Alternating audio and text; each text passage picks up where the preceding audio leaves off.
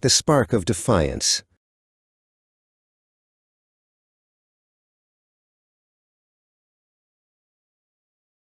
The silence of the gods was a heavy, suffocating thing, but the silence of the mortals below was worse. It was the sound of a world dying in the dark. Prometheus stood upon the jagged edge of Olympus, his eyes tracing the shadows of the valleys where humanity huddled like frightened prey. He felt the cold wind of the high peaks, a wind that never reached the hearths of men because they had none. To the gods, the mortals were mere flickers of dust, but to him, they were a masterpiece left unfinished, shivering in a winter that had no end. In the pits of the earth, a young child named Lumen shivered against the damp stone of a cave. There was no light here, only the rhythmic chattering of teeth and the distant howl of wolves, who were better equipped for the night than man. Prometheus watched Lumen's small, shaking hands, trying to scrape warmth from a pile of dry leaves. His heart broke for them. The gods possessed the sun, the stars, and the eternal hearth, yet they hoarded the light like a secret too precious for the unworthy. "They deserve more than the dark," Prometheus whispered to the empty air, his voice a low rumble of thunder. He turned away from the precipice and began to walk toward the center of the celestial city, where the great hearth burned with the original fire of the cosmos. Every step was a betrayal, a severance from his kin. He knew the laws written in the stars. The fire was for the divine alone. To share it was to invite an agony that time itself could not heal. The great hearth roared with an incandescent fury, a pillar of white-hot brilliance that bridged the gap between the earth and the heavens. Prometheus approached the flame, his skin blistering under the sheer intensity of its heat. With a steady hand, he reached into the heart of the inferno. He did not use a golden chalice or a silver urn. He used a simple, hollow stalk of fennel, a humble vessel for a cosmic power. The spark caught, pulsing like a trapped star within the wood. High above, seated upon a throne of storm clouds, Zeus felt the shift in the fabric of the world. He did not see the theft, but he felt the warmth leave the mountain, a tiny fragment of his sovereignty slipping away into the void. His eyes, blue and terrible like the heart of a lightning bolt, narrowed as he scanned the horizon.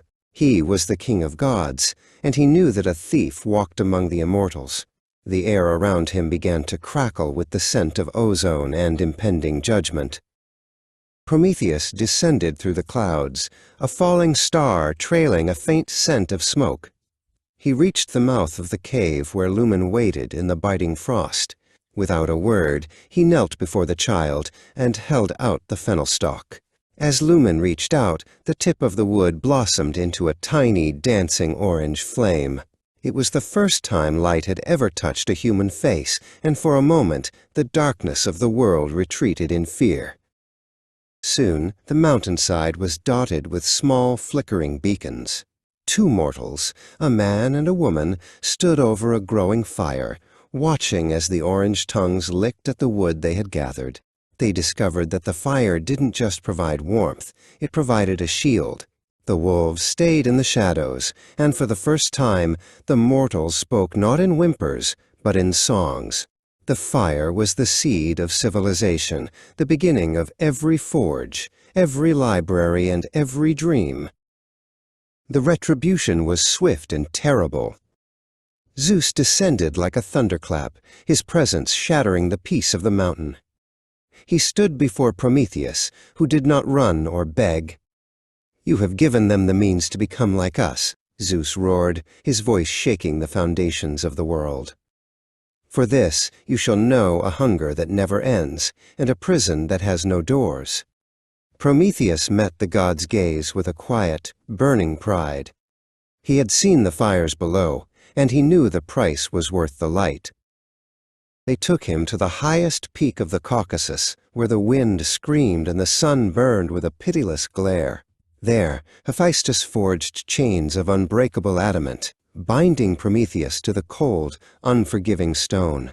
Every day, a great eagle, a creature of wind and shadow, descended to tear at his vitals, a punishment designed to be eternal. The pain was a jagged, constant roar, yet as the sun set each evening, his wounds closed, only for the cycle to begin again at dawn. Prometheus looked out from his mountain prison, his eyes fixed on the distant horizon where the cities of men began to glow. He saw the smoke of their chimneys and the light of their lanterns. He had traded his freedom for their future, and his peace for their progress.